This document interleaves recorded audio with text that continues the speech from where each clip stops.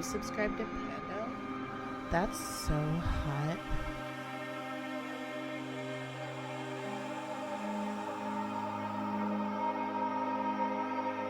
You subscribe to Pando? That's so hot.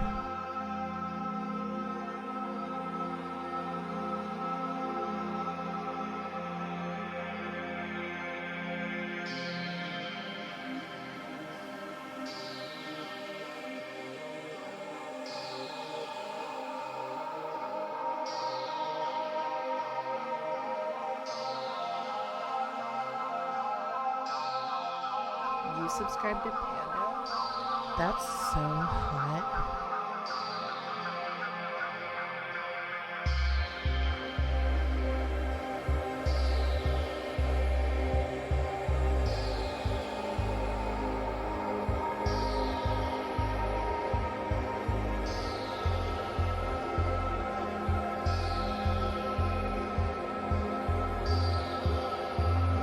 You subscribe to Pando? That's so hot.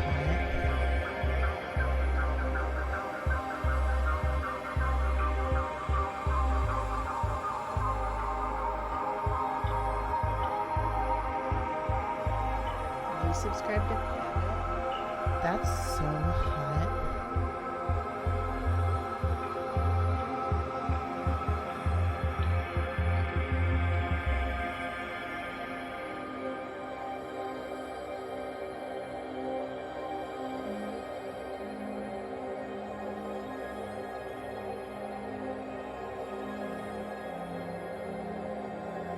You subscribe to Pando?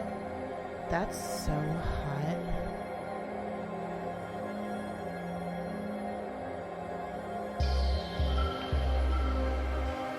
You subscribe to Pando? That's so hot.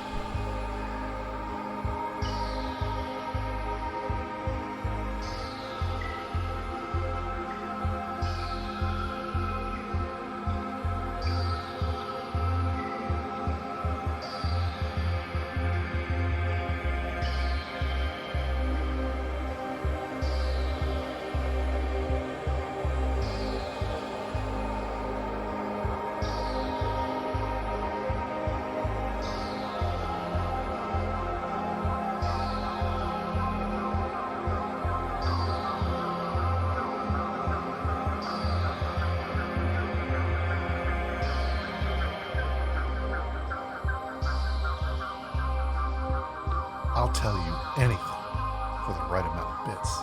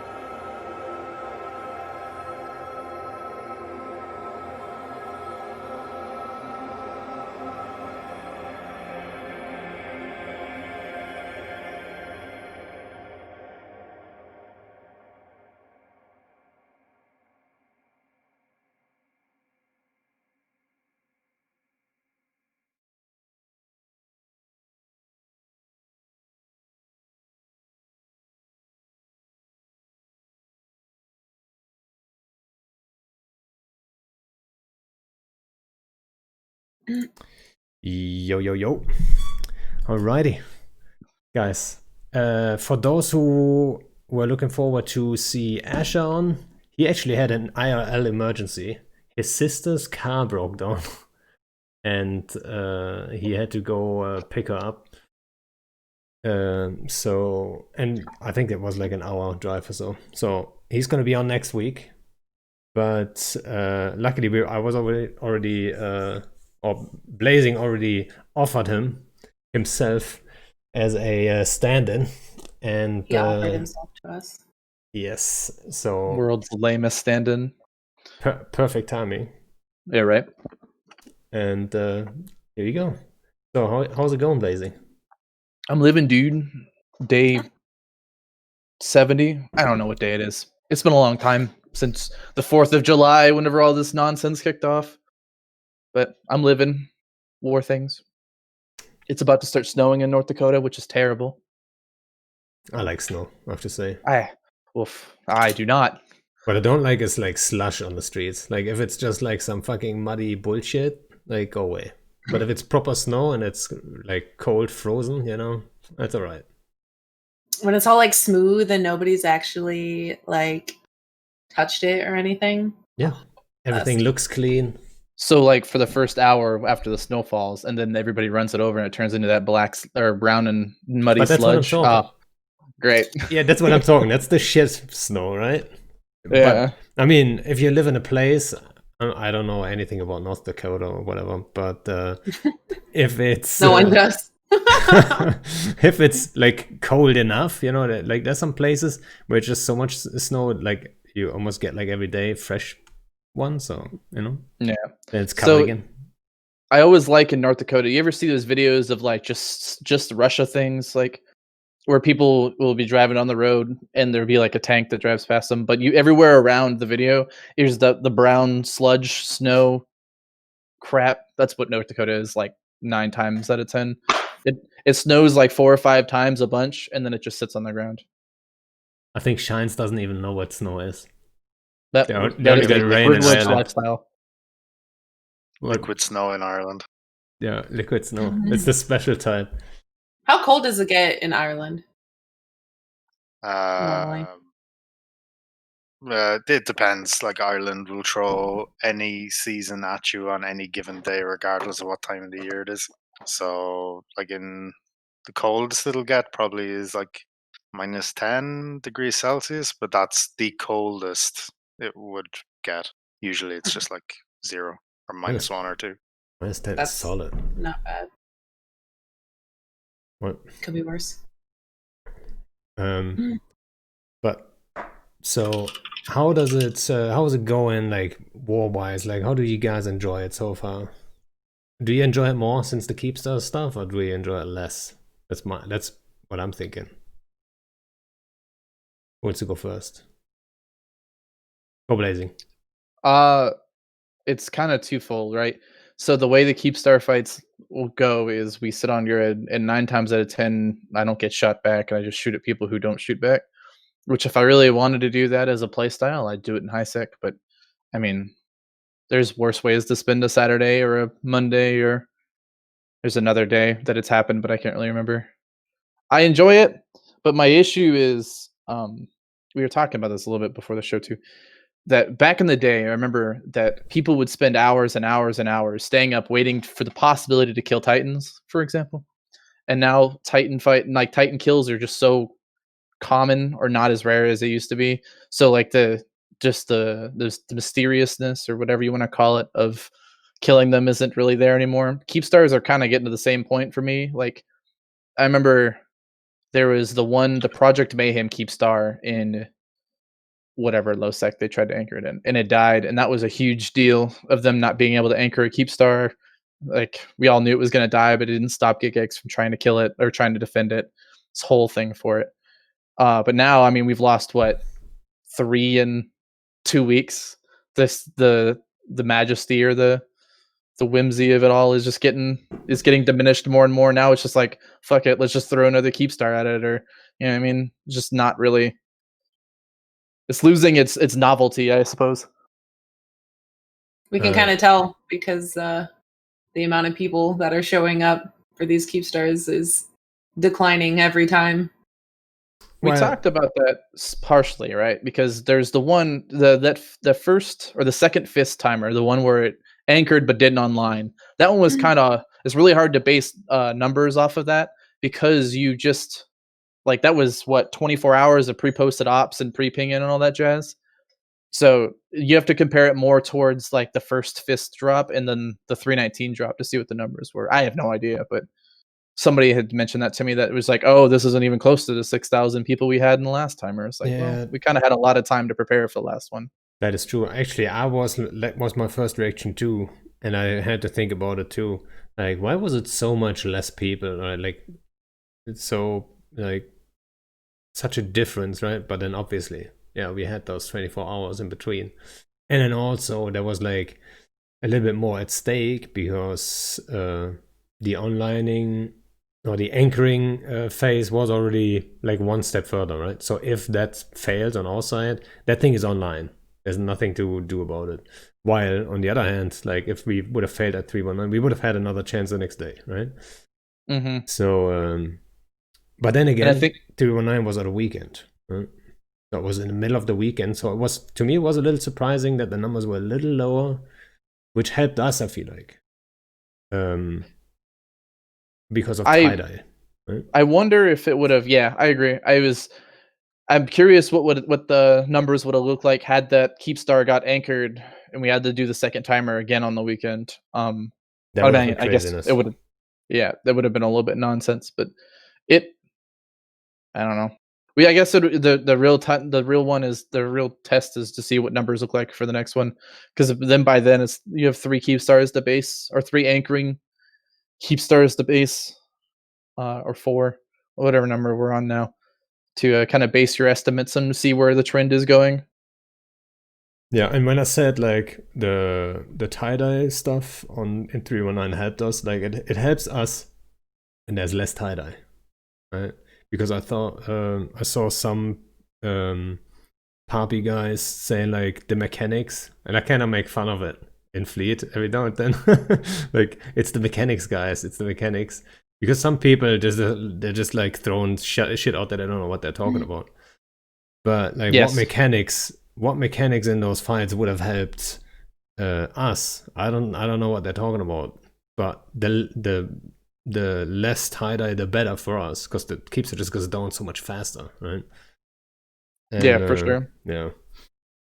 And what about you, Shines? Like, do you like the Keepster fights, or do you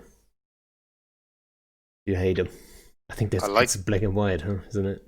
I like the fact that they bring everyone together. I think that's kind of cool, because you've got your big fights with like X47, BTA Core. You just have these big showdowns, and not even shipwise. Like, I know there's no Titans from Imperium, at least on the grid, but like, just the fact that there's so many people in one place is kind of cool, and the fact that you've got so many people, regardless of what side you're on, willing to throw everything they have at this for so many hours. Like, what was it, 13, 14 hours for the second Keepstar? Yeah.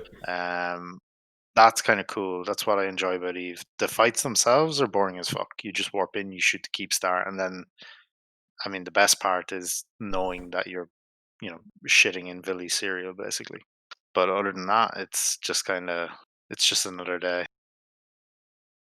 Like, a lot of our guys were actually watching Netflix or doing other stuff. And I think because, I mean, we had that luxury because all our dudes had to do was warp to the pink spot, put the DPS on the keep, and then keep an eye on it. And everything happens so slowly, right? So they could do whatever. But in a lot of cases, I think on the other side, it might have been just a little bit more annoying because you warp somewhere, then you have to start locking stuff.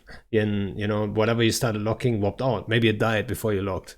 So after, like, I imagine after, like, 4 hours of that, like, there's a limit, right? Luckily, I think you guys have the numbers to, replace people that are like, okay, I've got enough, and take a break and stuff. So, it wasn't, in the numbers, it wasn't that much of a difference. But I can imagine that being a little bit more taxing on people for such long timers. But, I would say yes and no. Generally, it's not like whenever you have to anything to add it. So, like, I would consider in terms of actually taxing for just the average pilot who has, say you even have all of the ships on grid that we were using. So you have a long range dread and a super, a carrier, and a sub. I still consider fights like 49U over that Fortizar way more taxing than these Keepstar fights were, because ultimately, right, target prioritization and what you're shooting on a subcap isn't as important as it was in 49U, right? Because we still had a sub fight to win at the time.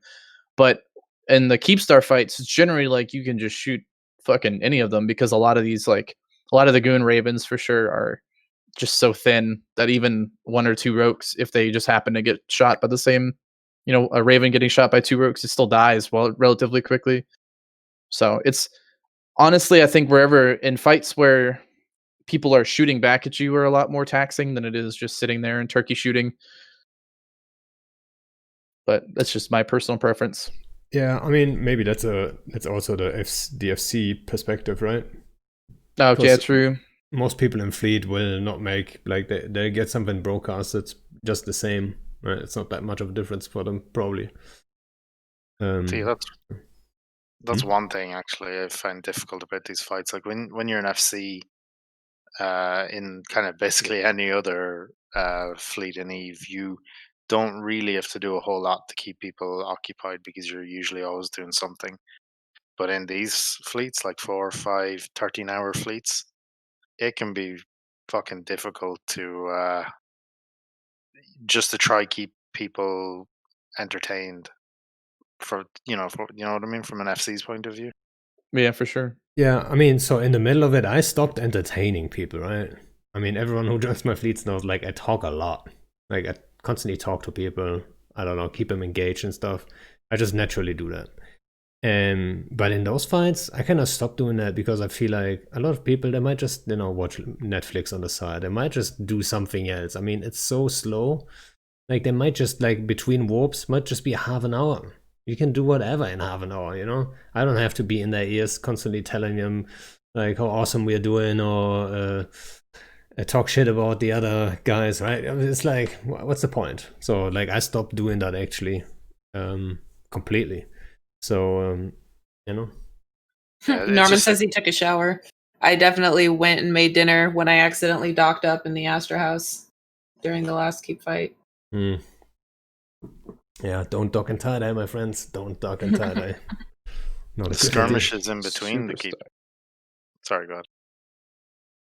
No, I was just agreeing with the don't dock and tie-dye thing. Oh. It was an accident. The skirmishes in between the keep fights are pretty awesome, though. Like over the jump bridges and the Sino jammers, it's just there seems to be constant people shooting each other, which is cool. Yeah, there can be, right? Like, what I like about it is, like, and BlazingBunny and I, we talked about it before, actually. It's like, what I enjoy about Eve is the problem-solving part, right? You have a big problem, or, like, any problem, it doesn't have to be big. In this case, it's fucking big, right? And then you sit down and think about it. And then you decide, okay, this might be our approach, right? When we first did the Ravens, they seemed to be very effective the first time. So next time we adjusted and said, okay, more Ravens, less Jets. So we went with that. And then the costs went even higher, but the numbers were also higher, right? So it was hard to tell, like, what worked, what didn't work. So we adjusted another time, and even more Ravens and less fighting, right? And it's like, it works for us because there's less tie-dye then, and we get more progress done and so on. And I think that's the interesting part for me. Like, the fight itself obviously isn't that super exciting, especially since I don't even have to FC, right? I bring people on field, I have to give them instructions, but then they're on their own. They do their Raven thing, right? Put as much DPS on the keep as you can. That's basically all they have to do. And yeah, a lot of people doing really well. I think we had like 2 guys that were in at least 2 of the Keepstar fights and still survived with their Raven, which is a fucking miracle, right? Like, most people reshipped like 6 times. And these guys were just under the radar. They had that magical spot. Like, there was a little hole somewhere, right? Or they warped out in time. And, it's just... that's the interesting part about it, I think, for me personally. The skirmishes in between, they're not so much my thing, right? Because it's not my thing to form hacks, for example. I'm not a fan of that. And if you want to win those objectives, you kind of have to form hacks. Like, what else are you gonna do? Like, that's how it works. Maybe Feroxes, right? Hacks and Feroxes. Battleships would like to disagree with you. Well, under a jammer, And not in cap range to hostiles? Yes, right? I did watch a innocent Ferox fleet get victimized by Abaddons the entire time. I was like, this is tragic, but so pretty. It is, right? Abaddons are the most awesome battleship in the game. I would very much like to disagree with you. I am a firm believer in the Church of the Maelstrom.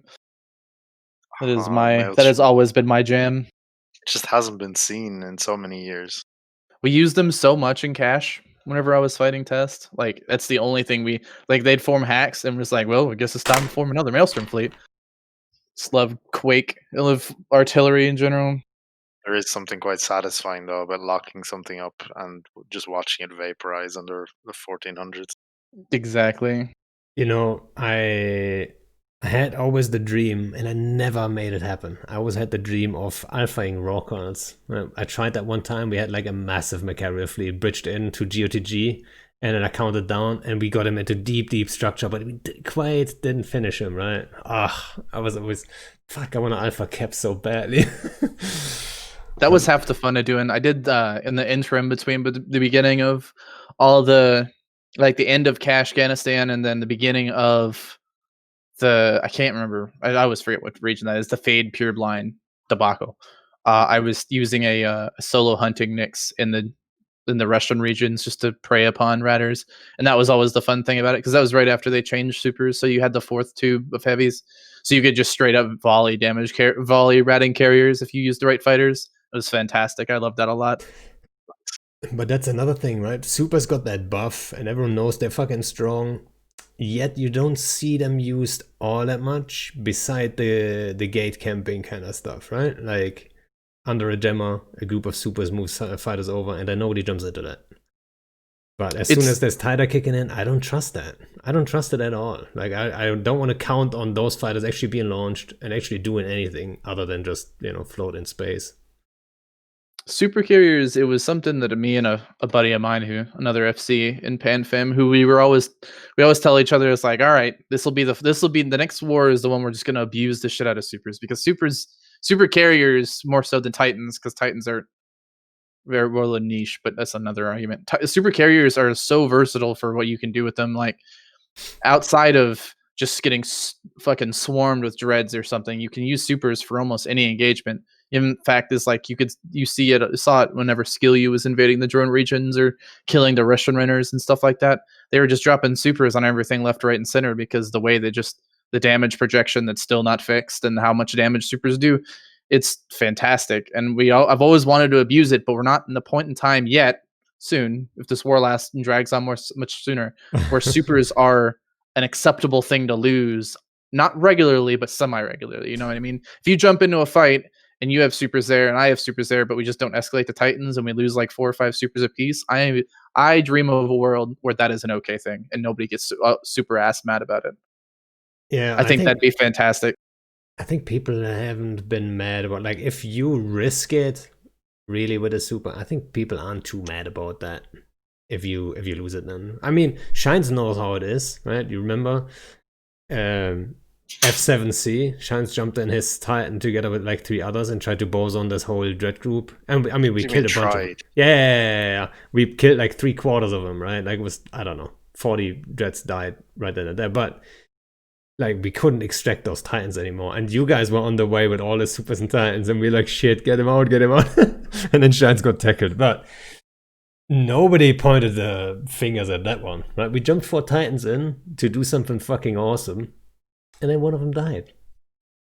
What's the same thing in 9-4 whenever Judy and those 2 other shield Titans jumped to try to get the goon carrier blob, but they Judy, of the 3 Titans that jumped, it was Judy's Leviathan and then 2 rags, and the 2 rags got caught, bubbled, and killed, and the fucking Leviathan worked out of all things. Yeah, the most obscene shit ever. I remember it coming back. I'm like, literally, the guys just couldn't have killed Judy's Leviathan. I remember killing. I remember warping my subs in the heavy tie-dye, obviously, and I was so fucking nervous that I land in that boson, because like, who knows, right? Yeah.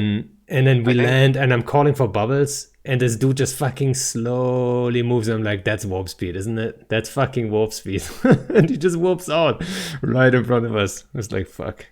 I think Good.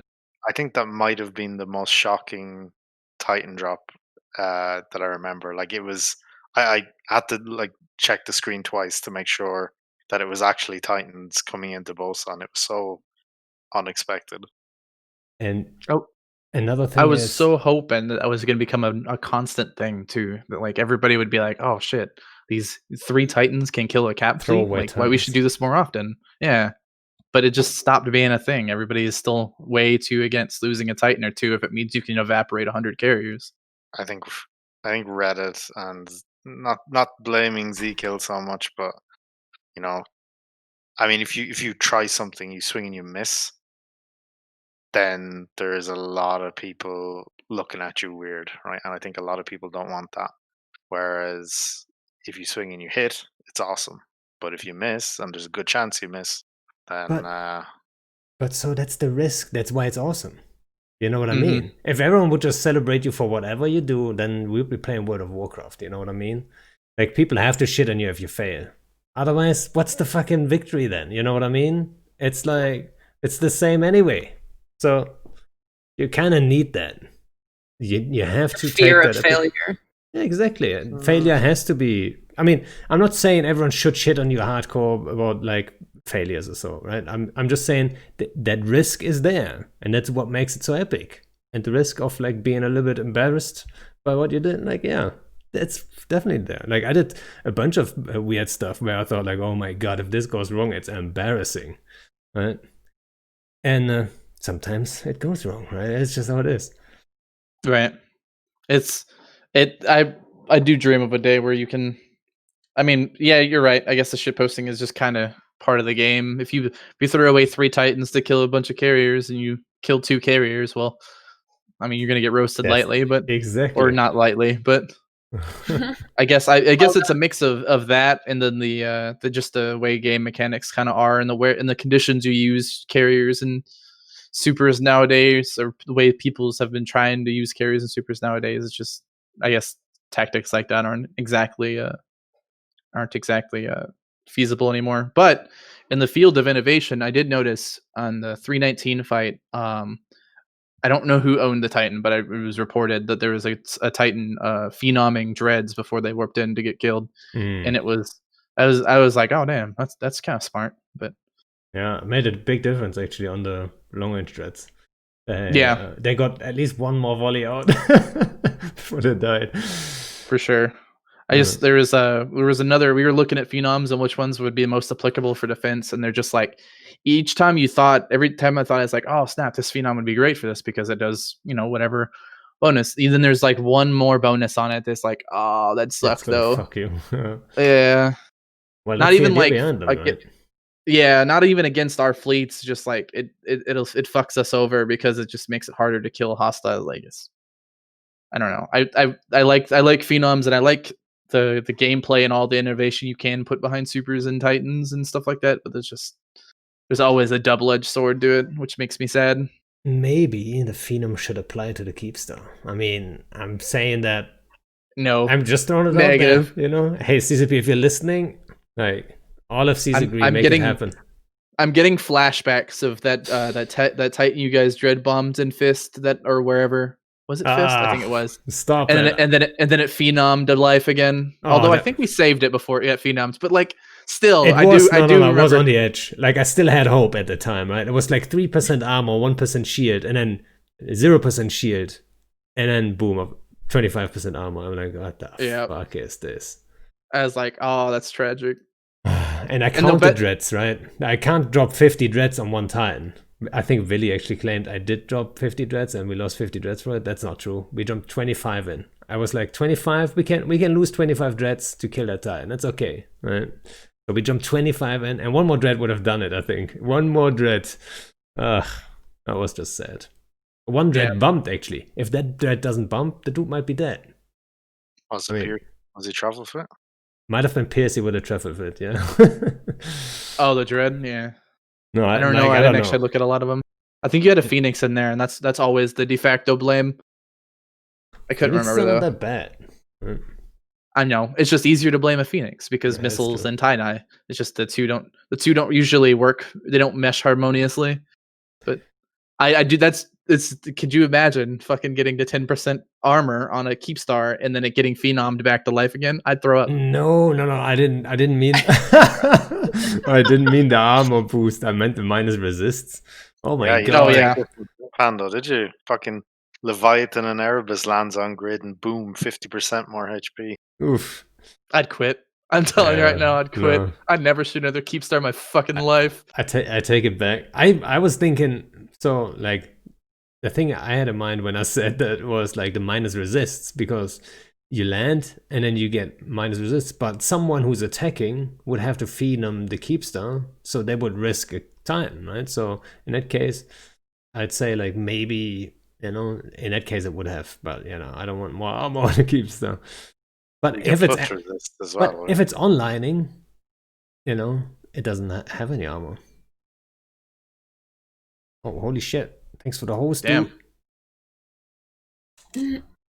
Much There's another appreciated. something else somebody put into Lucky Eve said that the dumb thing is the lock range of Titan is only 300 kilometers, which is less than the Titan can shoot. I think again going forward, like I do believe if this is the set piece battles that CCP intend for this game to be based around, I think the damage ranges and lock ranges need to be seriously looked at, because having the same damage range on a mutant to a battleship to a Titan is ridiculous. Because you can shoot to what 260, 270 with spike on a rogue, and that's as far as I can shoot on my Airbus. Like, that's ridiculous. But is it Not saying it just Sorry. it doesn't feel very authentic. It doesn't feel very authentic. It feels like a holdover from back when grids were that size. But it feels like the hard cap is weird because you've already got carriers who can lock to whatever range, and then you got towers as well, which shoot out to 1,000. So why do Titans only have 300? Exactly. It just feels art. It doesn't just like, because the tower thing is I don't remember what the excuse was that I got on that one, but yeah, you're right on the carriers. I remember we had to figure out how far you could lock with a carrier without using the NSA. I think it was like 2975 kilometers or something like that, something ridiculous. Which is like, why is everything else limited? But so I don't think it's not a problem of like Titans not having enough lock range, but like Hex having too much and stuff like this, right? I think Titans at 300, I think that's totally fine. I don't want any buffs to Titans, really. I think the carrier, the NSA, that was a massive issue. Like it's still like I don't know who came up with that one. And the lock range of carriers in general, it's a little bit overboard then. But I think buffing lock range for Titans. I mean, if you give it 100 km extra, I probably would not lose my mind about it. But I think yeah. my issue comes from it's just not. They're just having everything have an equal lock range, right? So you wouldn't do it you wouldn't buff just Titan lock range. You would alter Just how all open the it. ships enter. Yeah, all ships you'd have to look it over and see what range you intend everything to fight at, right? Because I always think of it, the way I think about it is so like you use 425 millimeter rails on a rogue, and has the same range and applies the same, not really applies the same. I had a thought and I just lost half of it. But like it doesn't feel right. It doesn't feel like your application or your damage projections to be the same range as your on an entire gun size down, I guess. Yeah, but now imagine Titans shooting it from 400 km, 500 km away. Like, I mean, a hack like- at it really wouldn't be a problem because you couldn't hit a Like, hack with but long range is guns that at the what we range. want? Do we want only hacks in space?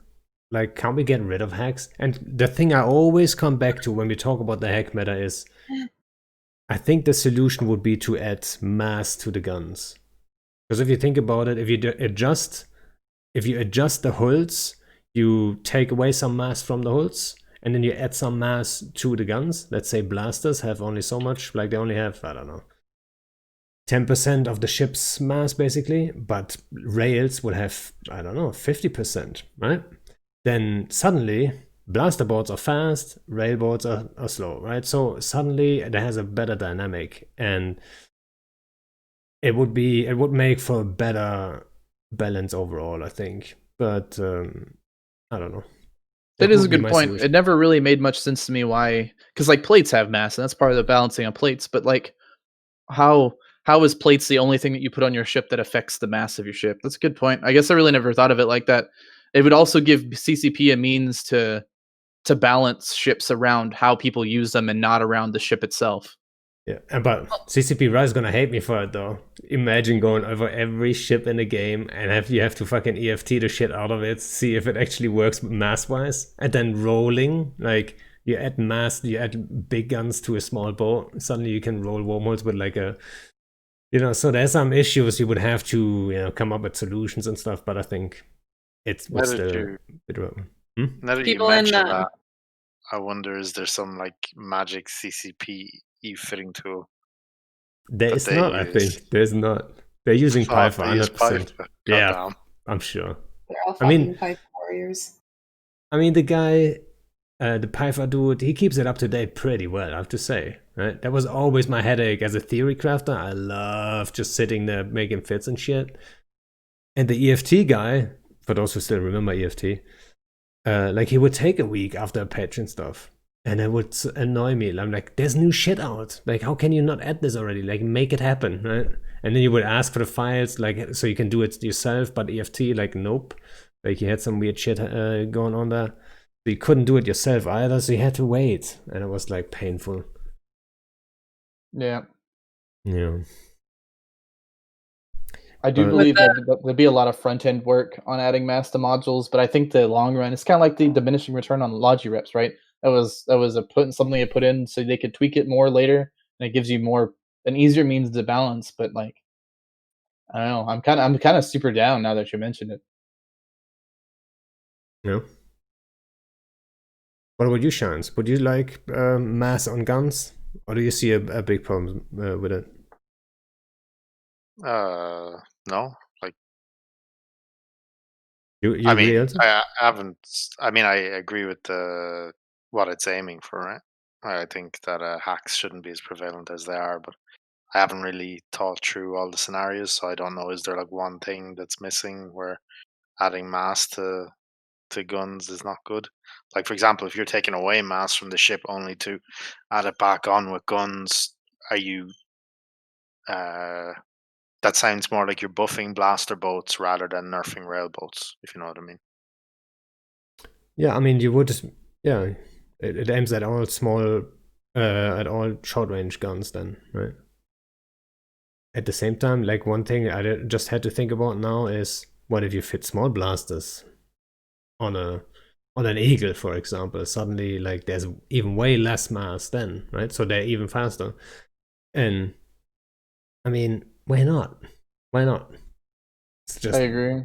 So what, you fit like up a small gun Eagle fleet, move it through wormholes to a nester on the other side, refit the medium weapons. Yo, that'd be awesome. It's like back in the day, carrying 2 sets of weapons so you could fit them between, like, if refitting on the fly, like doing max or Sleipnirs and then going from autocannons to arties and then back again. You know what? Back in the day, And we still do that. Oh yeah, but it was super common. That was almost like a required skill for alliances back then. Yeah. you know what? That reminds me of another idea I had for battleships, to make them more viable. Useful. Yeah, to give them 2 high slot racks. So you could switch from large guns to medium guns, for example, or to other stuff. So you could like switch to more application, less damage, and stuff like this, like a similar to a mode in the T3Cs, right? Not T3Cs, T3 the destroyers, T3Ds. So I could imagine that would look kind of cool too, right? You can switch your guns basically, right? But I don't know, because battleship, when you hear that word, you think about like an all-round kind of platform, right? Like a heavy fucking thing that can deal with all kinds of situations, to a degree at least, which is not really true for Eve's battleships, right? So I think nerfing the lock range is probably something that would be a bit easier to implement. I mean, if you bring, I'm just trying to think about all the different hacks, but if you brought every hack down so that it couldn't shoot past maybe 80, 90 kilometers, including fall off, and then you still require have them to fit battleships. more. Well, you could do that. Like you could bring the lock range. Let's say you bring the lock range into 70. So then people like Munins have to fit a signal lamp or something, to lock past that, or Eagles have to fit a sensor booster. I mean, even that one module swap out could be a big deal. So like if you brought the basic lock range on hacks down to like after your skills, say 70 kilometers, that means that you would have to either have something that fights in 70 kilometers with a decent fit, or you would have to sacrifice fit to fight past that. And you could do that with all the ship classes. Well, that's the thing about Munins that I keep saying too. Like people know, okay, it's good DPS, good alpha, it's tanky enough. It's not super tanky, but it's tanky enough with the ADC and the speed, right? That's the things that people say. That's why it's OP, because it has it all. But what I think people forget about is like, why is it cap stable, right? Why is a Munin cap stable? Right? Does it have to be cap stable? I don't know.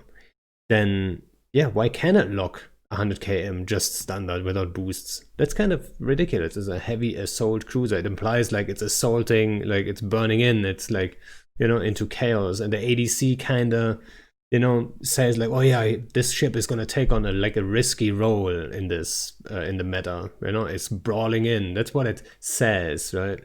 The reality is obviously completely different. So it's like those little things that the lock range and the cap stability and stuff that rounds the whole thing up, because it's so easy to squeeze 200 people into a Munin and say, okay, MWD on anchor up, and it will just work, right? If it was only stable for 17 minutes, someone with shit skills, only 5 minutes, suddenly people fall behind, you lose Munins. You don't want to lose Munins. They're still fairly expensive, the hex. So, But even look at the Munin's resist profile with one what are they called now? Multi-field invuln, whatever they're called. Yeah. Like the resists on that thing are insane for one mod, right? And the next one that you can even bring close in comparison is the Zealot, and you have to put like 1, 2, 3. I think you have to put 3 or 4 hardener mods in there just to bring it anywhere near the Munin. So the resists, and that just happens to be how Mimitar are, but the resists on that thing are fucking insane compared to the likes of an Eagle or an Ishtar, for example. Belgium says nerf range gain on long range guns. Easiest fix. Yeah, I don't know. That kind of. So you have similar ranges, so you have more optimal but less fall off for like artillery, and less optimal but more fall off for autocannons, something like that, I assume. I don't know. It's a hard question to answer. That's why I don't work for CCP. Well, let's just hope they're coming up with something, because the hack meta, it kinda, I think most FCs in the game can agree, the hack meta is kinda boring. Like, we're over it. Give us something else. But I don't see us switching to battleships anytime soon if there's caps involved. So what else is it gonna be then? If hacks were shit, like, then it's only caps, right? So I think the problem starts with caps probably still. But yeah. I don't know. I feel like if you had more variability, then it gives people more ability to try to theory craft around caps. Because like, I mean, the more they address support fighters, so that so sirens, for example, being as slow as they are, having the afterburner, I mean, that kind of sucks. You can't scram them anymore, but like, it gives you more of an option than just the one ship. I don't know. Yeah, but battleships are still not an option. Oh yeah, very true. Yeah, I always just forget battleships are a thing, to be fair. Yeah, that's sad, isn't it? That's one of the things with the Keepstar fights and so on. And with the fight, what was it? Yeah, where we used the buttons in, was it SVM on the Gemma? SVM. Yeah. You can tell people fucking love flying battleships. It's nice to be that big fucking block of beefy battleships and just, go to town on some Feroxes and shit. It would be nice if that would happen more often, right? And I'm not saying it because we went battleships and we did quite well there. I'm just saying in general, like both sides would love doing that. But like years ago, in between the different flavor of the month doctrines, like battleships were always the thing. It didn't matter, what alliance you were in. Everybody had a battleship doctrine, and it's what you picked when you wanted to win a fight, right? Or try to win a fight. And that's gone from Eve. Right now, it's, well, we can go to this objective, but we're going to take Munins because if it starts to go bad, we can just nope out after 5 minutes. And that's, you don't have that with battleships. If you get caught, you get caught. Yeah, or AB zealots, like I've experienced the other day. I mean, I should have known before that, right? I just took a bad warp and got caught. Yeah. It I mean, happens. anything with an AB ship, unless it's a nightmare, you have to have a way out, right? You have to, yeah. It's kind of like battleships. If you're not fighting on a gate where you can de-aggress and jump out, or if you're not on a structure where you can just wait down your timer and tether and dock, and just suffer whatever losses in between. But if you get caught and you're not winning, then you're gonna all die, right? That's just how ships like that are. Yeah. Well. And one thing I wanted to bring up, actually, just like a thought, when we talked about the Keepster fights. What do you think would those fights look like with zero tie-dye? Fucking Right. chaos. Complete fucking Yeah. beautiful chaos, right? Like, would you like it or would you hate it? What do you think? Complete no tie-dye? I think it'd be awesome because it would be an engaging game, right? Like, for example, when we spoke earlier, we were saying like you don't really have to entertain the fleet because everyone just kind of chills and watches Netflix or plays Diablo or PUBG or whatever on the side, right? You're not you're not playing Eve. You're just clicking a button every so often. Whereas no tie dye means you're interacting, like you're actually playing the game, right? Like playing the game properly. I think something that like everyone loves about Eve is that like adrenaline that you get, the adrenaline rush from playing this game. Like the first time that people get in real fights and they get like the oh shit, going on. Like if we had no tie-dye whatsoever and we had these fights with 6,400 people in local or whatever, and you're trying to coordinate in real time and you don't have that extra time to try to think about what you're doing and you just have to like go and make decisions, that'd be fucking awesome. Yeah, imagine, like that'd be great. FCs would just collapse after 2 hours. Yeah. Well, the thing is, those fights wouldn't last 2 hours, right? They may. So that's like, Yeah. say you have a Keepstar. You have a Keepstar fight like we do now. You couldn't, like, the long range dread strat doesn't work anymore because then fighter travel is reliable again. It means you could fighter bomber dreads to death, but it also opens up. It's we had this discussion on open comms one time about like I think it was like a UALX or a BR, and in real time is just something unheard of because the field of engagement changes so much because now you have to now all the things you don't rely on in time dilation because they just stop working, like guns and hardeners and stuff like Bushes. that in bushes. All of a sudden all this stuff works now, right? So now instead of just fighting 500 titans or whatever the number is now with doomsdays only, now you're fighting 500 titans with doomsdays and they do as much DPS as a fucking dreadnought, and you're gunning down titans while you're also losing them to DDs. That's just such a level of obscene in my brain. Granted, I haven't actually FC'd through a titan fight because nobody jumped them 49U, but like it's wild. I couldn't even fucking conceive. I don't know if this is supposed to be a family friendly show. I say that word a lot. I couldn't even conceive about what a fight like that would look like. You know what I mean? Just imagine being a titan and just getting gunned down. Like that's what it should be like, right? Yeah. Isn't that why isn't that the whole point of the play style of Eve? Of being like single, well, mostly But you would single. also, like, it would open up a huge, like, new range of strategies as well. Because if you, like, let's say you guys drop 100 Titans on the Keepstar, and we've semi-equal numbers. It's both sides are rage forming, and then boom, we drop 100 dreads, and the 100 dreads start killing Titans. One siege cycle, 5 minutes, like 5 real-time minutes, and then by some miracle we warp in bombers, bomb all the bubbles off, and jump the dreads out. Whereas, in reality, what actually happens is you drop the 100 titans, you drop in your 100 dreads, and then people have an hour to respond, No, and no, no, no. to rage log in more people. It's actually you drop your 100 titans for like half an hour. Then we decloak a Recon for 10 minutes. Then we light a Sino for 10 minutes. Then the first dreads appear. And by the time the next dreads, it's another 20 minutes. Like, there has been a discussion, there has been a meeting about the Sino being lit in the time those dreads appear. So, like, that's the thing about Tidal. Every reaction is at perfect time, right? In the next tick, you can already react to it, which takes a lot of stuff that I like to fly, like boosh stuff, like sneaky shit, right? The surprise factor a lot of times is completely gone in tie-dye, right? I can't do, like, booshes don't work reliably anyway. But like, let's say like sneaky bomb runs and other stuff, it doesn't really, like, I can't really surprise people with anything.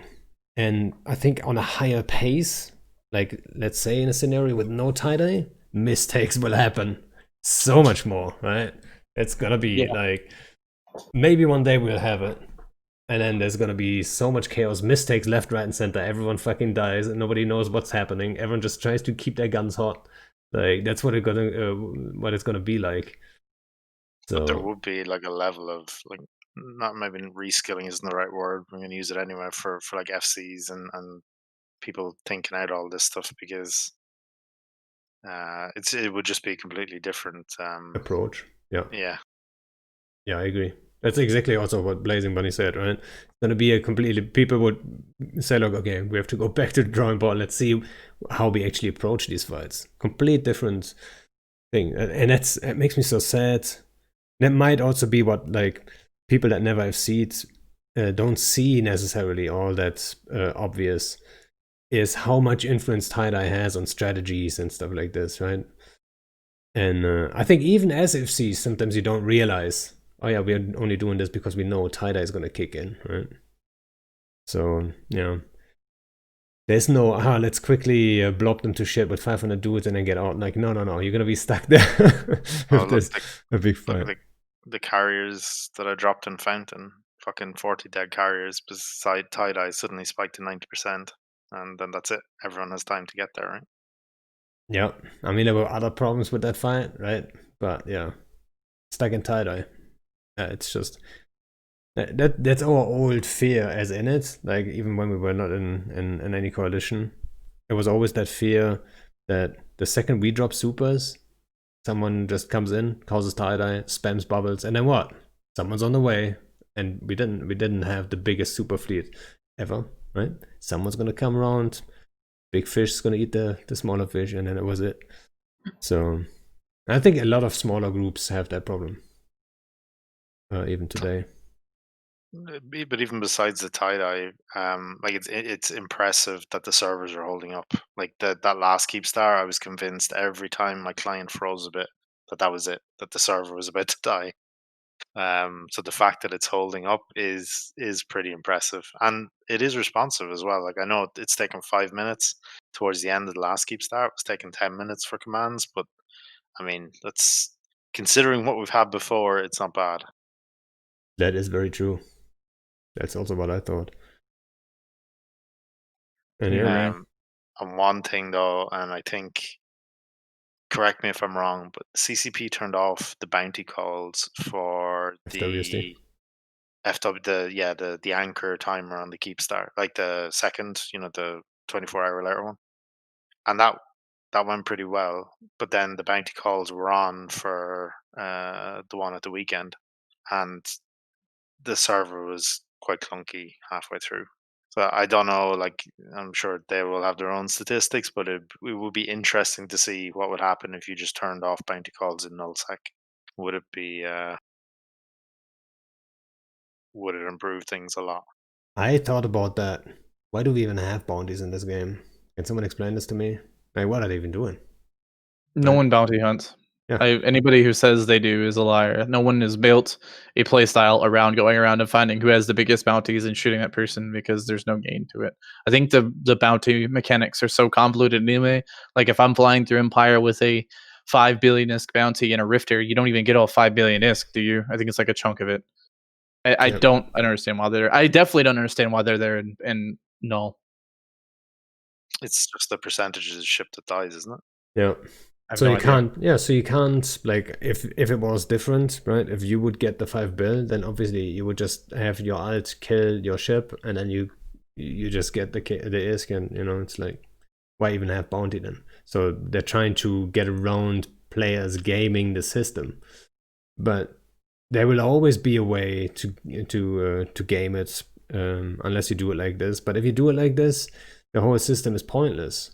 So, like, we tried. Like, that's what I would say if I was a CCP employee. I would say we tried, guys. It kind of worked at times for some people, maybe, right? But in general, we have to admit, is like server load. There's nothing else. So I would just pay out those bounties back to the guys that put them on, and that would be it, to be honest. Or at least, at the very least, just make it so. I mean, you don't lose sex status for killing people in nullsec. Why do bounties count? You know what I mean? If that'd be enough justification in my brain to just disable them in at least null, right? Where a lot of these fights are happening, where the numbers are absurd and the amount of people shooting each other is ridiculous. Like as soon as that test Nightmare Fleet got bombed in 319, I just watched the little scroll bar on the outstanding calls for bounties get like that big, and I was like, oh shit. Yeah, so now I wonder, actually, that you said this. What if they would just say, like, yeah, you get the full bounty? So now the approach of people would suddenly change too. Like, nobody would put a bounty, let's say, I wouldn't put a bounty on you right now while we're sitting here and say, ha ha ha, I'm putting a billion ISK bounty on BlazingBunny. No, I would do it when we are on field, both in the same system. I see, oh, he's in a million. Oh, there's a bounty on you, like, let's say 100 mil. Whoever gets the mail gets 100 mil. That would maybe make it more interesting, actually. Oh, holy shit. That's the issue with it. Oh my god, that's a lot of things in the screen. What's up, guys? Thanks for the host, Ron. Oh, more people. Hello. Spam the meerkats. I've got the meerkat too, by the way. It's the best emote ever. Of course I do. And what were you saying, Blazing? Oh, yeah, the bounty. Somebody put it in chat earlier too, that the biggest issue with the bounties is if you put 5 bill on me, even if you get all of it, I'll just have somebody I know kill me and we'll split it. Yeah, exactly. What's the point, honestly? Just a waste of money, or just a way to throw around how much cash you have managed to. I don't know. The whole system has never made any sense to me. Yeah, it doesn't make any sense. If you could accept the bounty contract nearly like a mission, it could be interesting. But yeah, that's not like real mercenaries. Yeah, but then someone with his alt would accept it and then do it. But yeah, absolutely. But think about what I just said. If you would just pay it out straight, whatever's on his head is getting paid out completely, then the bounty system would be a quicker way of doing it, right? So you would see him in system, and then you would put a bounty on him, and people could see, oh, there's a bounty on this guy.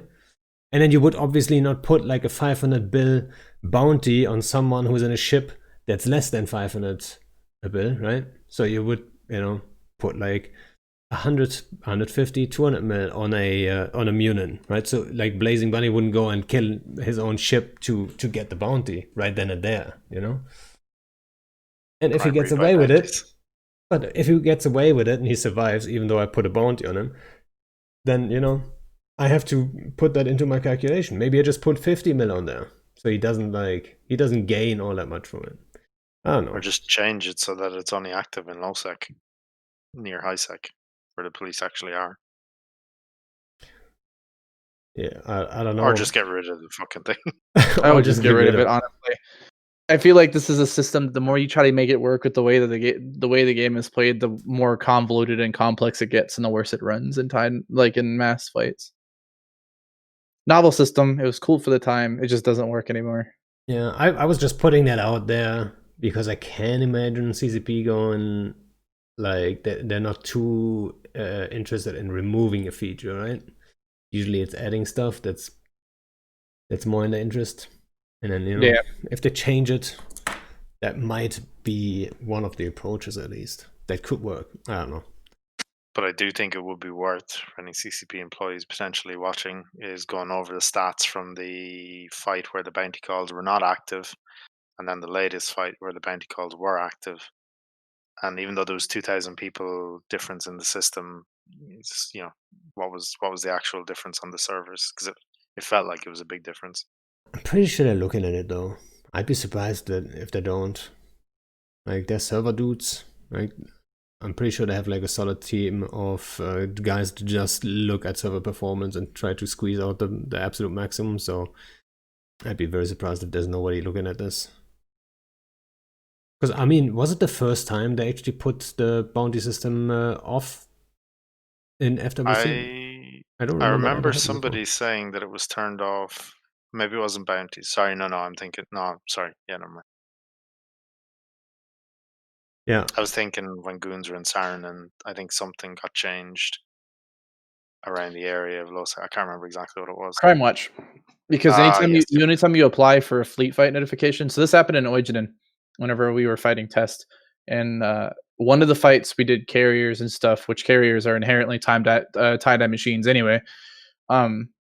We fought them without a fleet fight notification, and it just ran like ass the entire time. Everything it was so bad. It reminded me of way back in the day whenever you try to jump into a system and just it wouldn't load, or if you try to lock something, it never happened or something like that. But then the next time we did fight them and we had the fleet notification, like all the Crime Watch stuff, like switching to suspect or getting the GCC timers, none of that happened.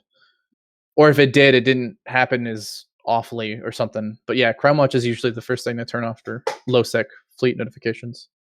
Yeah, for those guys maybe that are listening that don't know what the fleet notification thing is that Blazing is talking about, like CCP actually has, and I'm glad they did that like ages ago. They have this form you can fill out as an FC, and you can notify them of a big fight that's supposed to happen, right? Because sometimes there's no timer. Like, you guys know you're gonna anchor Keepstar tomorrow, but we don't, right? So, and CCP surely doesn't know then. But if you can let them know, right, and avoid the title so they can add downtime, reinforce the node, and everything is gonna be a little bit smoother. Yeah. I'm actually, so I'm glad they did that already like years ago, but I think maybe they should keep more eyes on stuff at times, right? So sometimes you notice we don't always think about putting that notification in. And sometimes you have timers that could escalate. That, let's say there's a for design in between anchoring, right? We don't necessarily put a notification thing in for that one. But CCP could see that and say, okay, there's two big groups, both in jump range to this place. We know they're not friendly to each other, and there's a for design anchoring. So let's reinforce this node too. And I'm not sure if they're doing that, but from time to time it happens that like a random fight kicks off. It's in between the stagings, and you have like the absolute maximum tie-dye.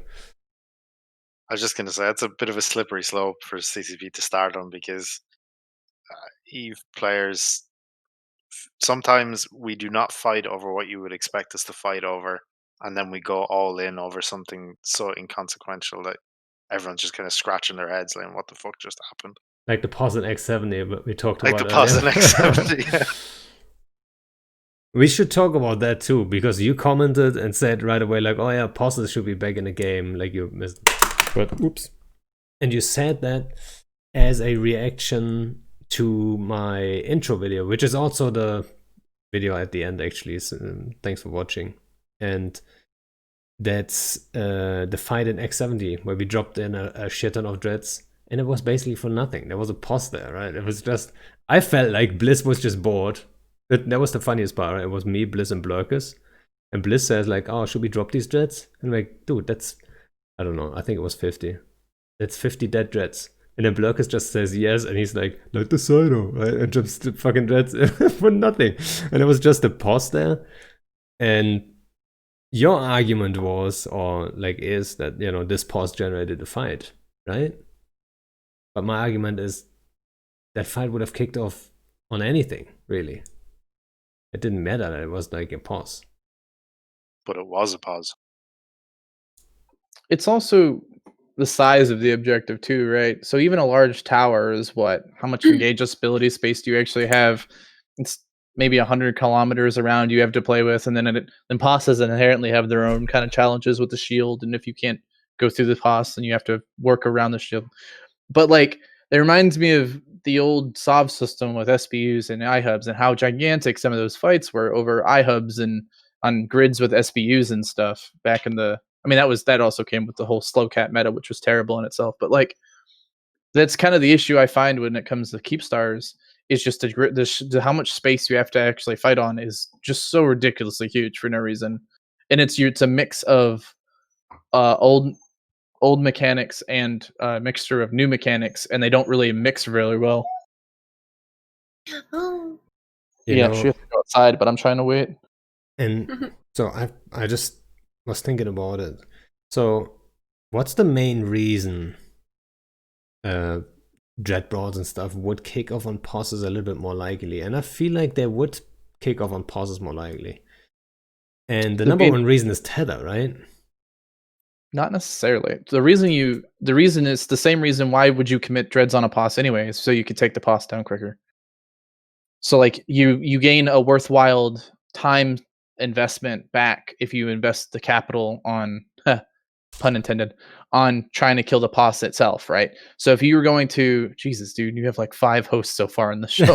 I don't even know what's going on, guys. It normally happened. Chat is going to be in tie-dye soon. Yeah, right. If you put 50 dreads on a pause, the pause dies fast. Whereas if you put 50 dreads on a Fortizar, the Fortizar dies no faster than it did with the 5 dreads or whatever it takes to, you know.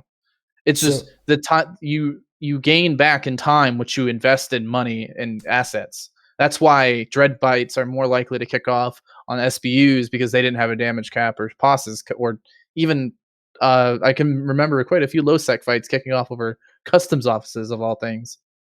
Let's invest 70 bill worth of dreadnoughts into a 35 mil customs office. Yeah, or 100 mil. I agree. So the damage cap makes a difference, right?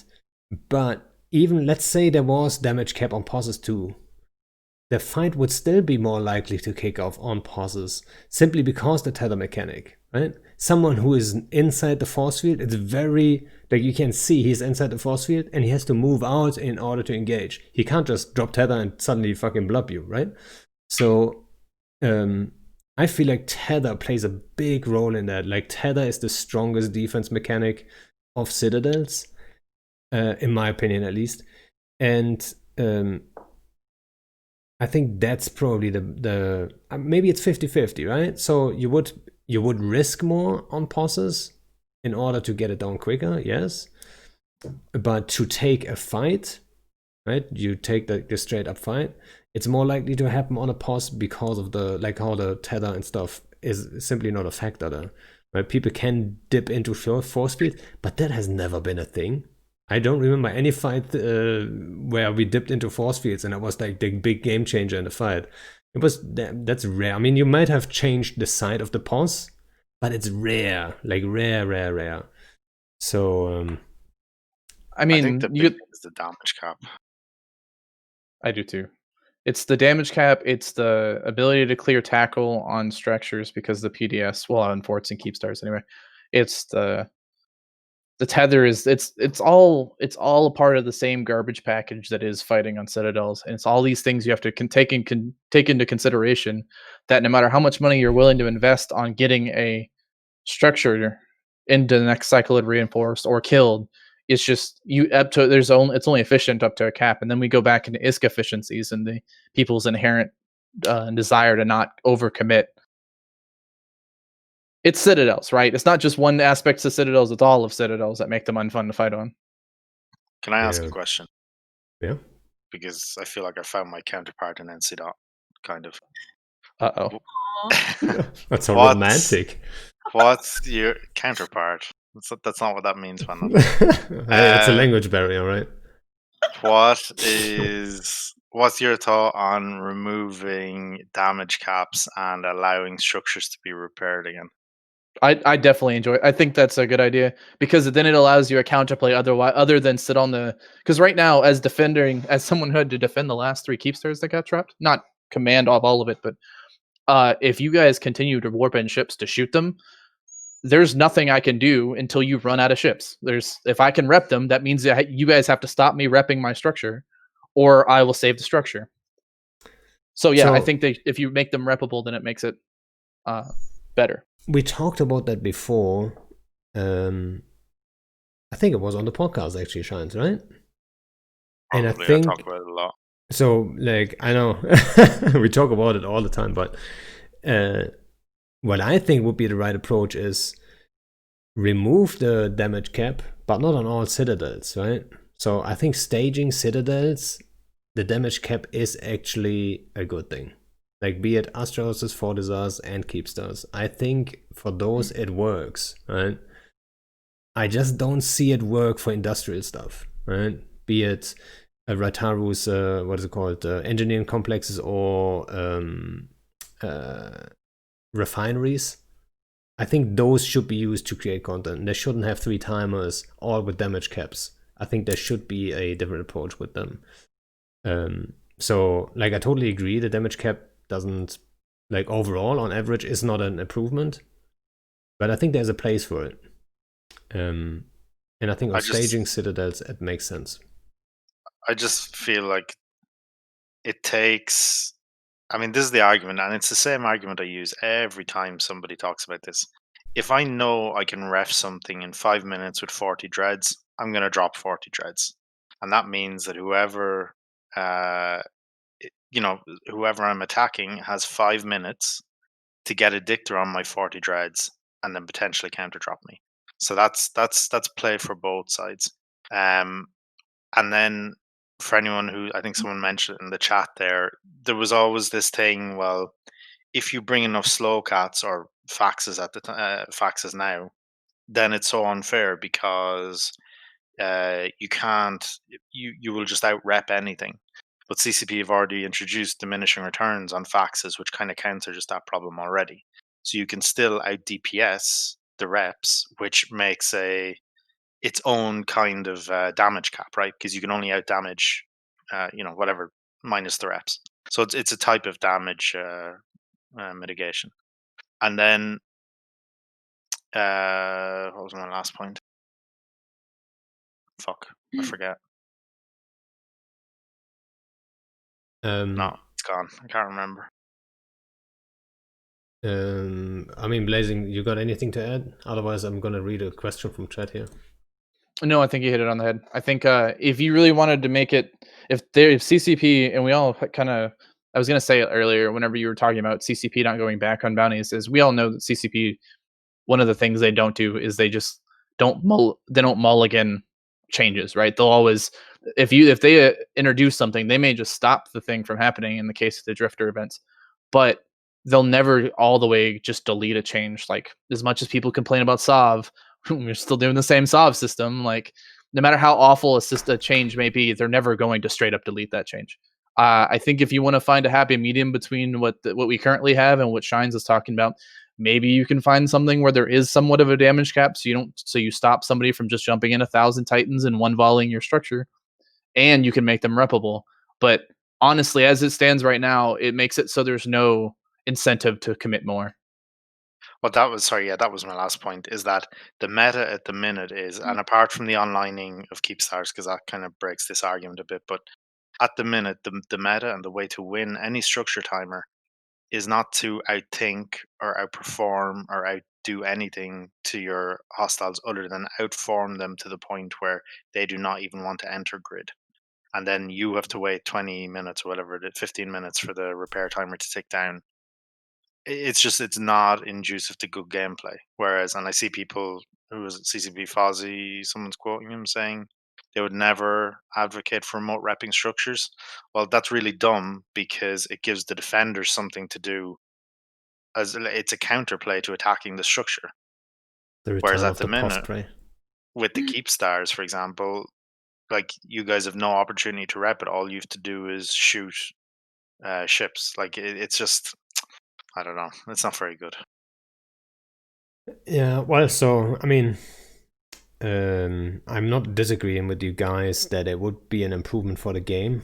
Right? I just think there's a little bit more of a balance, and the reason why I think the damage cap on staging citadels is probably a good thing is simply you know how much time you've got to work with, right? So someone's hitting your staging citadel, you know you've got 25 minutes, right? You know you can make certain plays in that time. You know if it's halfway done, you've got 12 minutes, right? You can roundabout. Like you've got 10 minutes to go. You can guess it way better, right? While let's say, for example, you guys sitting on the keepster, you're making all these plans and stuff, and then we jump in, I don't know, a shit ton of short range dreads, and have them just ready and just murder that thing in no time. Like, it's like, I don't know if that would be the better approach. I really don't think so. I think when it comes to staging citadels that don't have much more of a function than housing your assets and your dudes, then damage cap makes sense. But I think if you remove a timer from other citadels and then remove the damage cap, that's attractive. That's what you want to, like, that's where you would drop on stuff like Raitarus and Athenors and stuff like this. People would feel the dread or two to ref those, right? Or when it's a Sotio, you would maybe go in and blub that pos with 40 dreads and then get out. So what if you were able to not only set an aligned staging but also an aligned staging structure?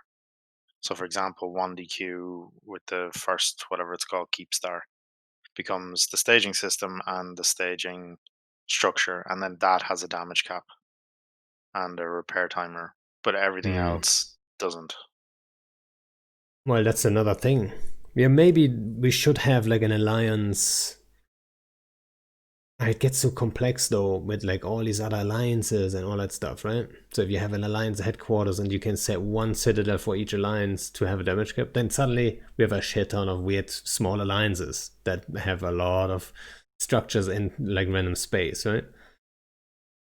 So I don't know.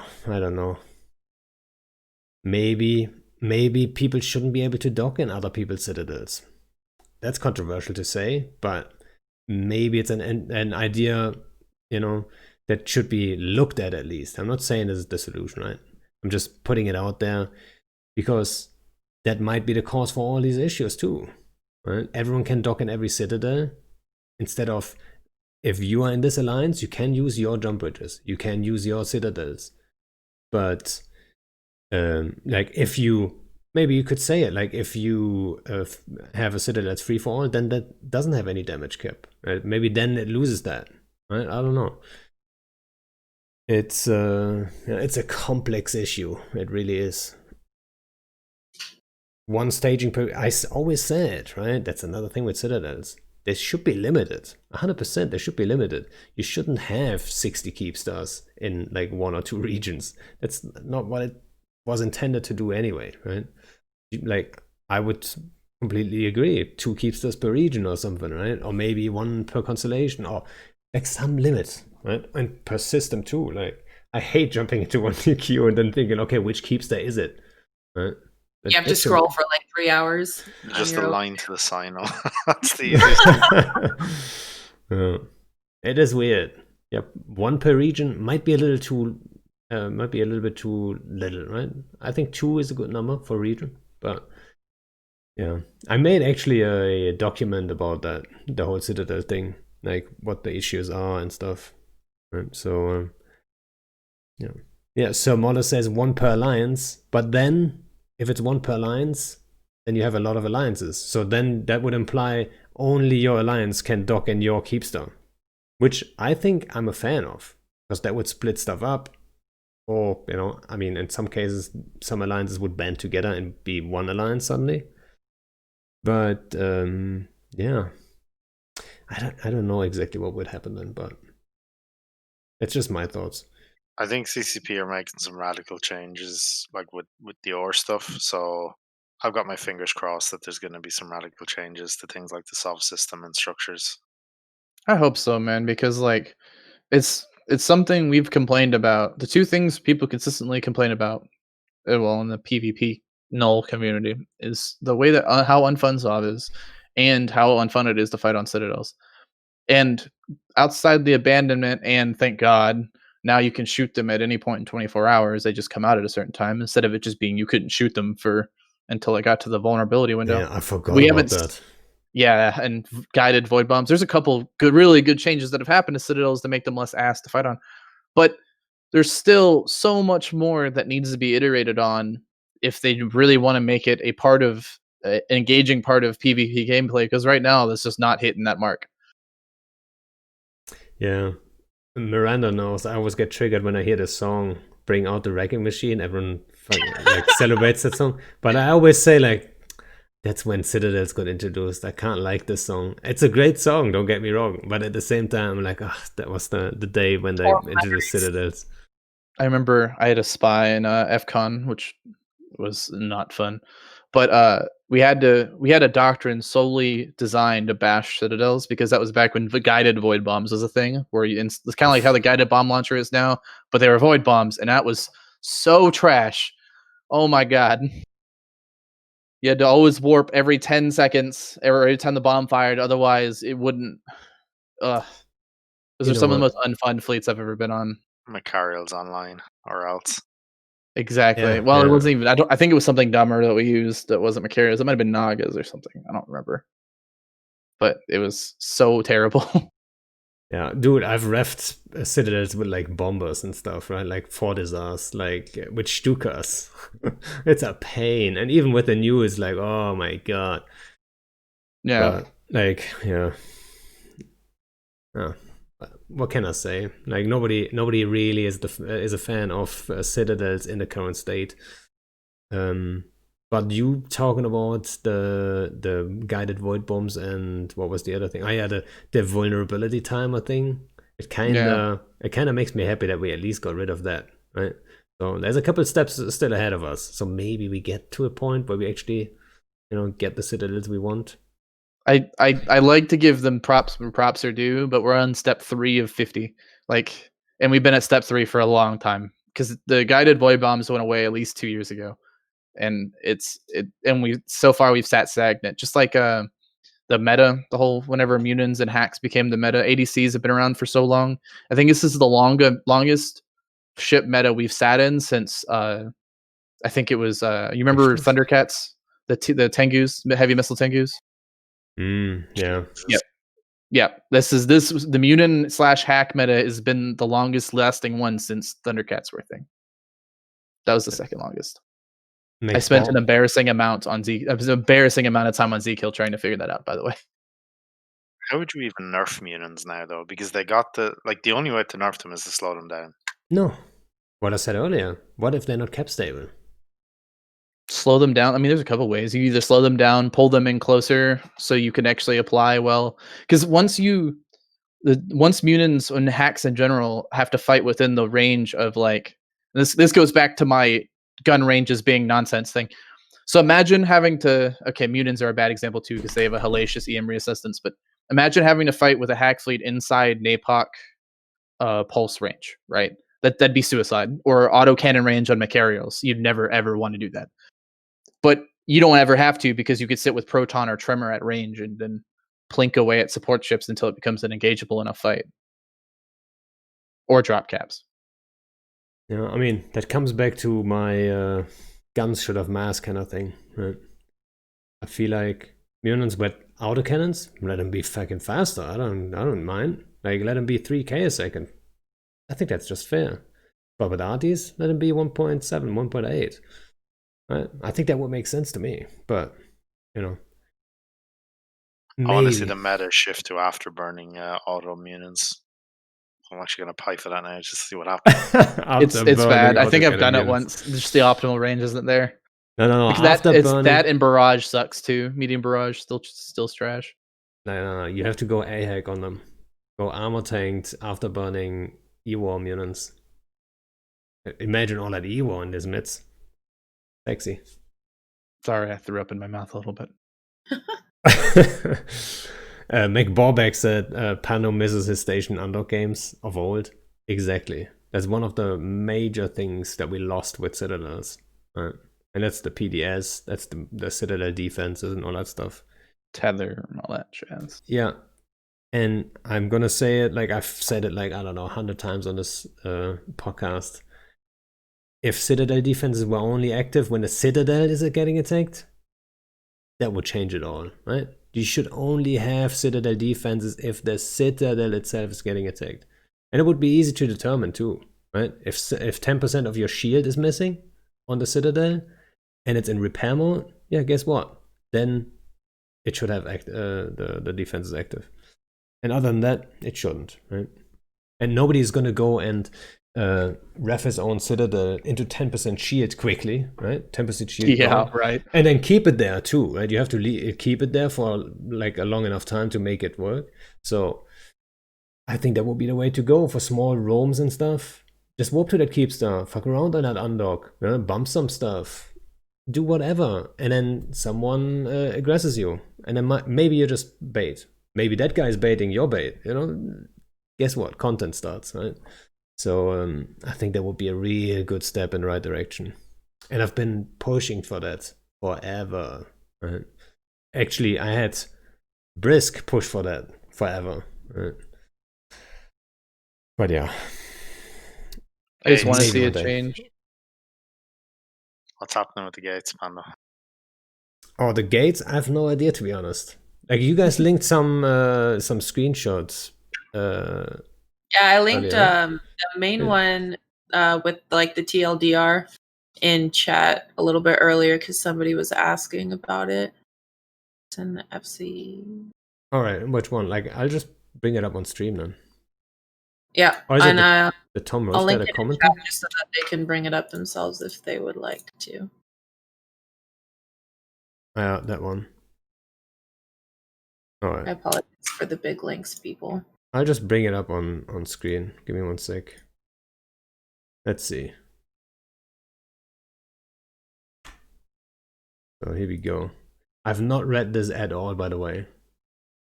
And I've no idea. So the only thing I know about those gates is they shut down for like 15 minutes at a time. But is it whole regions? I've no idea, to be honest. So maybe it's a little bit much text for right now, but all sagas are shut down. So let's go through the list, I guess. So final liminality systems now form a meta region called Portuan. That's the first time I read this. Actually, there was a screenshot of that too, right? Let's see. Yep, right under it. Let me add that to the thing. My hope and dream was that they would take all those systems and turn it into NPC drone space. So that's what Portuan looks like. And It's a triangle. So yeah, it is a triangle. So what does that even mean? Do these systems now connect with an extra gate, like in between, or something? Or what is happening here? New Triglavian gates connect the systems internally controlled by Trig standings. 27 systems in total, divided into 3 constellations with 9 systems each. So it looks like, if I skimmed this correctly, the internal systems are all connected with gates. And then if you want to get in, you have to probe the wormholes that get into the region, or I can't believe this guy wrote eat in here twice, but you have to filament in as well.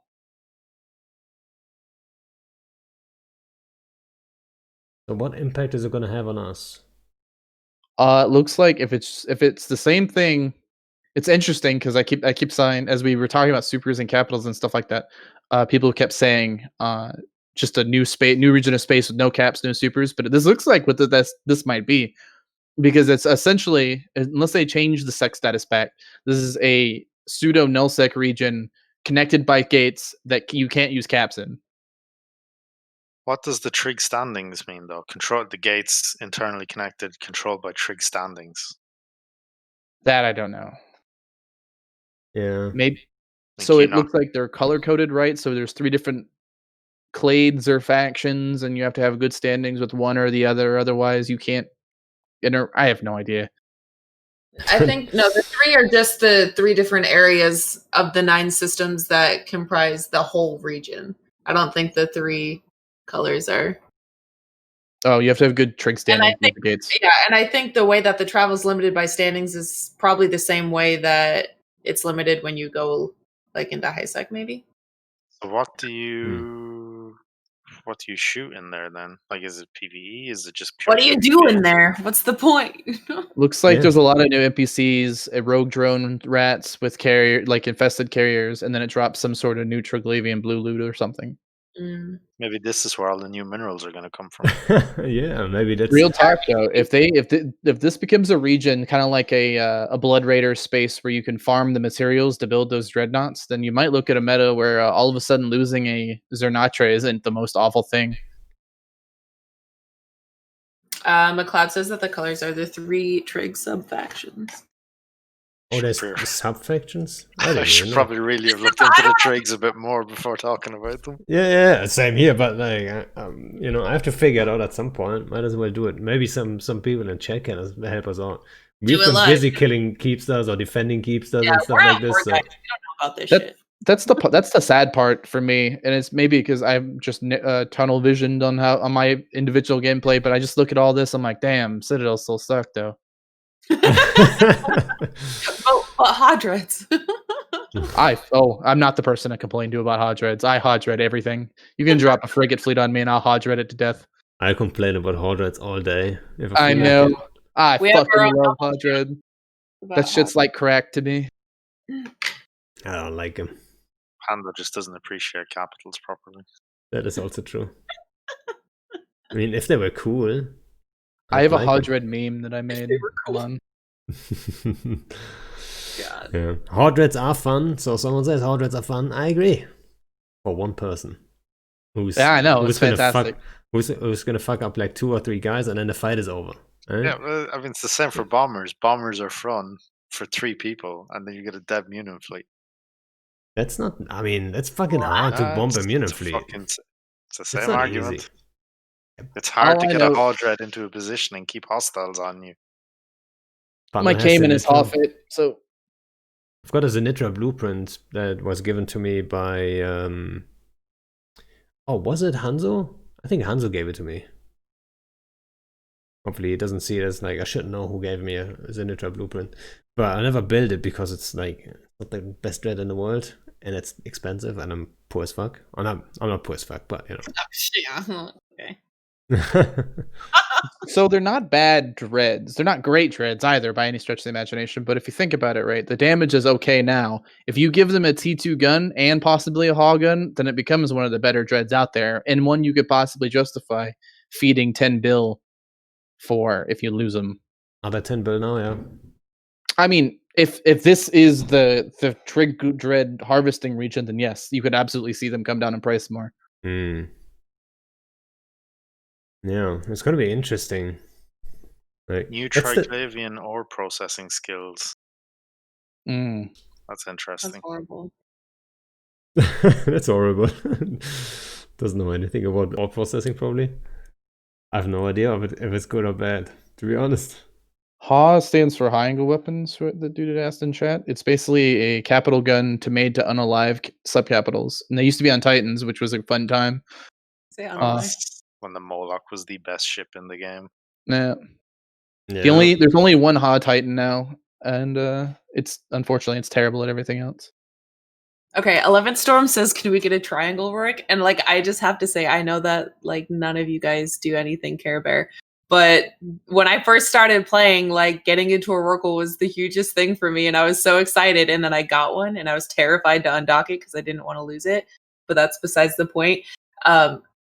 Issa is like my industrial character anyway, so that's why, you know, it looks like she is completely inactive right now anyway. But if we were able, yeah, there's nothing happening on Issa right now. If there was an actual like Trig, Glavian, Rorqual. That would be the most badass thing. I'm totally down for that. In the hunt systems, that. they had these things, right, that were like anchored structures in the trig systems. Whenever I was in there trying to harvest kills, that they anchored in belts and they harvested and they mined by themselves. Which, if that's how you had to do mining, I would absolutely do it, because then it adds this whole new harassment and even more AFK ISK source that I very much miss. It's exactly what CCP is going towards right now is AFK ISK sources. I wish. Nothing will compare to the days of having your own R64. Yeah, well, there's this debate going on right now, right, with the passive moon mining and all that stuff. That's another Bring it thing about back. Citadel. Yeah, I mean, you're gonna say bring it back. BlazingBunny probably agrees because you guys, are pretty similar in like most of your opinions there. But I'm gonna go and say like to a degree. Like, bring it back in low sec. Don't bring it back in null sec. I don't think in null sec it's a great idea. It has never been that great, to be honest. In low sec, totally, yeah. I think I agree with that, to be honest. Like, because trying to, if I say this out loud, I might attract Phantomite. So be warned. But he's already here listening, My probably. senses are tingling. Beltram was creeping in here earlier, so I don't know. I once upon a time I used to play a bunch in low, so I was in waffles and then Did He Say Jump back whenever Pred played. But like, I do not see a reason to force mining on a region that mining is bad at. Like, at no point ever is Snuffbox and be like, oh shit, we best start mining.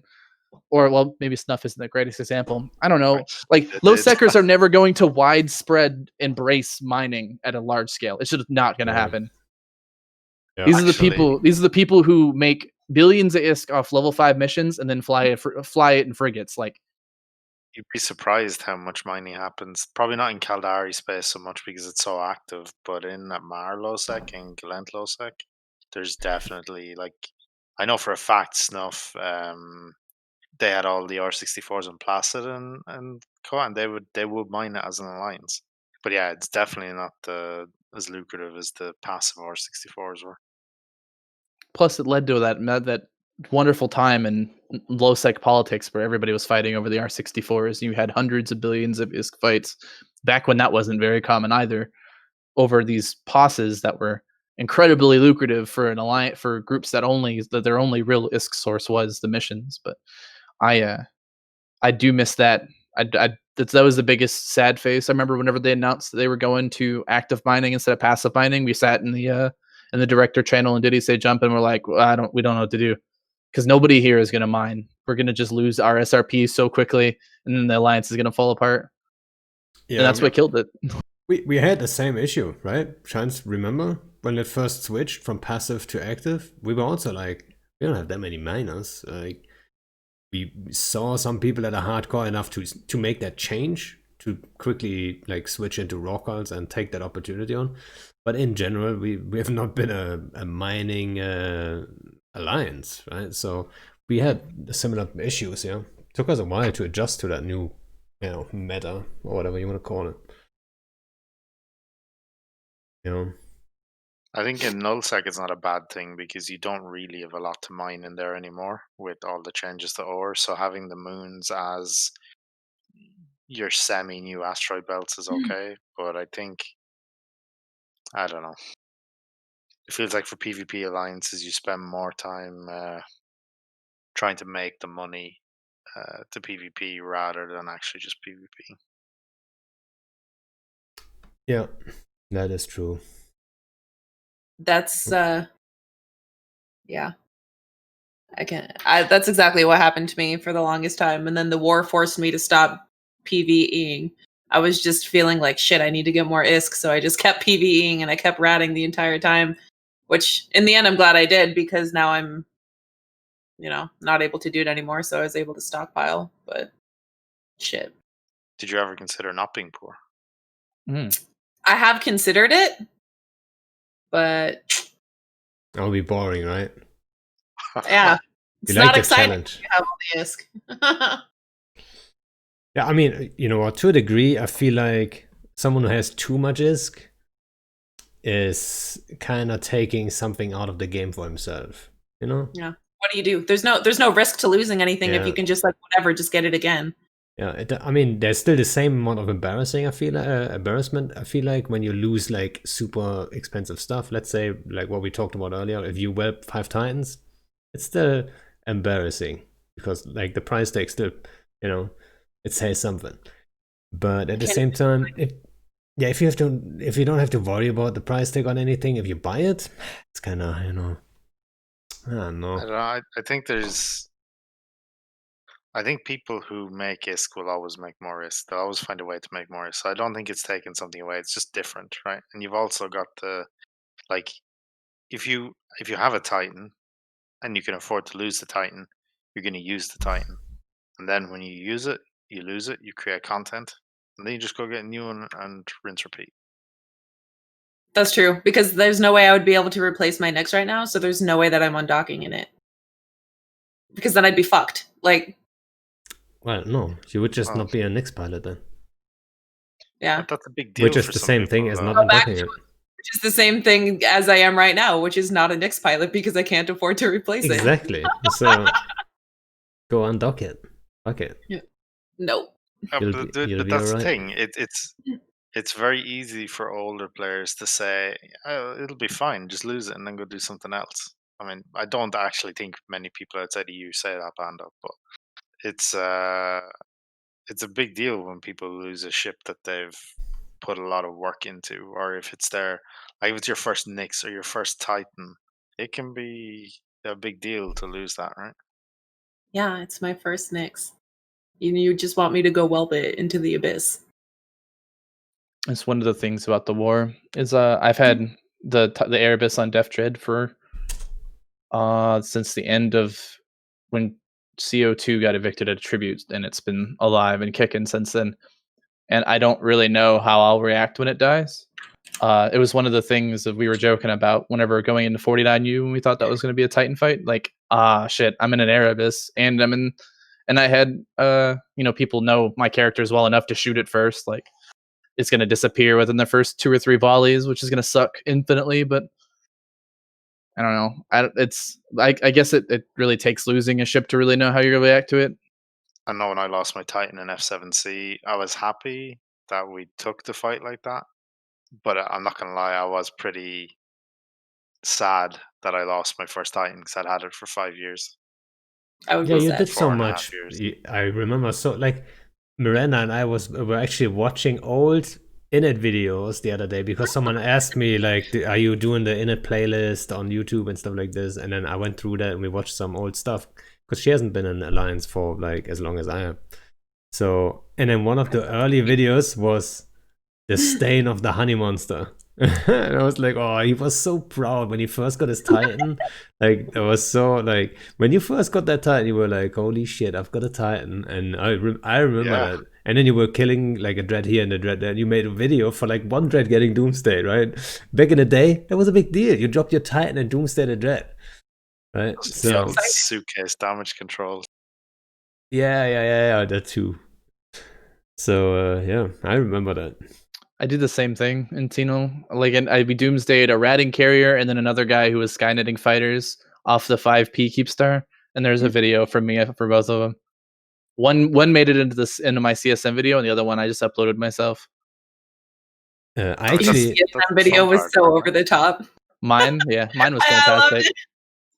It was like the perfect amount of like cringy and just like funny.